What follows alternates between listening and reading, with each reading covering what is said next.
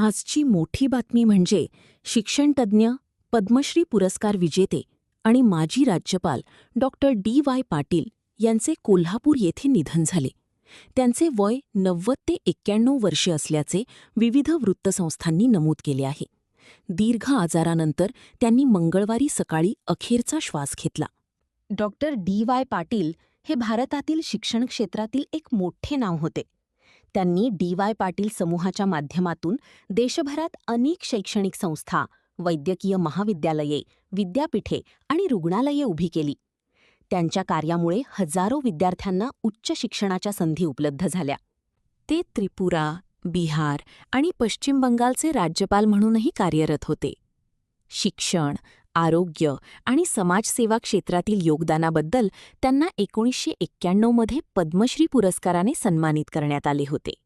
त्यांच्या निधनानंतर महाराष्ट्रासह देशभरातील राजकीय, शैक्षणिक आणि सामाजिक क्षेत्रातील मान्यवरांनी शोक व्यक्त केला आहे.